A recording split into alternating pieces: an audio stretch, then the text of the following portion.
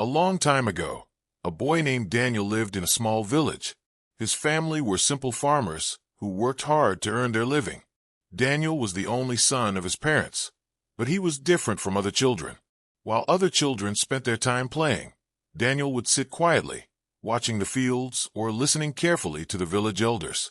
He spoke very little, and because of this, the villagers thought he was strange. This boy does not talk to anyone.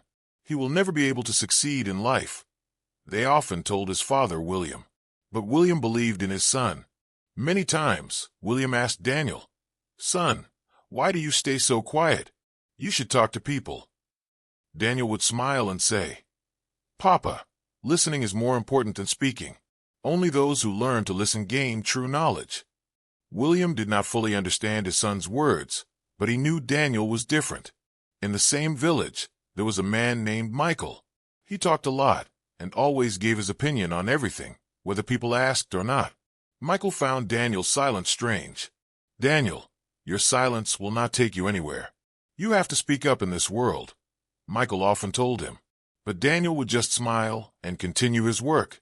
Michael did not like that Daniel never argued with him. He would try to make Daniel angry, but Daniel never reacted.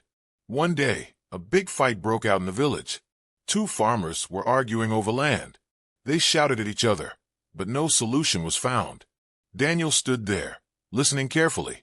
When the fight got worse and they were about to hit each other, Daniel softly said, "If you both want, I can give a suggestion." Everyone was shocked because Daniel, who was always silent, was speaking. The two farmers agreed to listen. Daniel calmly explained how they could divide the land equally, so that both would benefit. People were amazed. Just a few words from Daniel ended the big fight. Michael was jealous. He wanted to embarrass Daniel in front of everyone. A few days later, a rich businessman named Mr. Robert came to the village. He was looking for a smart and intelligent person to be his business partner. "Whoever wants this opportunity should come and meet me," he announced. The villagers were excited. Michael was the first to meet Mr. Robert. He kept talking about his achievements and also made fun of Daniel. "Sir, everyone here wants to meet you, but there's one boy who never speaks. How can such a person be useful to you?" Mr. Robert listened but said nothing. The next day, Mr. Robert called some young men from the village, including Daniel. He asked everyone the same question. "If you face a difficult situation in business, what will you do?" Michael and the others quickly gave their answers. They argued and tried to prove they were the smartest. But Daniel remained silent. When everyone had spoken, Mr. Robert turned to Daniel and asked, "What is your opinion?" Daniel calmly replied, "First, I will try to understand the situation completely. Then, I will think carefully and make the right decision." Hearing this, Mr. Robert smiled. A few days later, he made an announcement.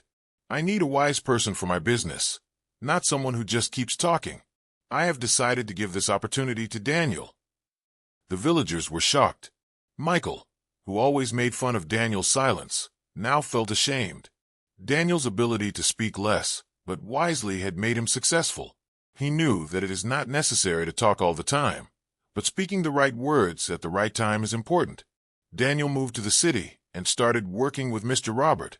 Over time, he learned business skills and became a successful businessman.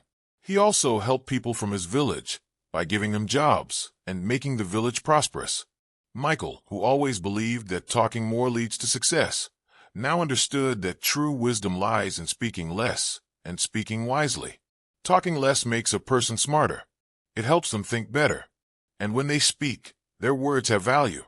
It is not important to speak everywhere, but saying the right thing at the right time is the greatest strength. For more stories and motivational lessons, do subscribe the Pacific of Stories. Thank you.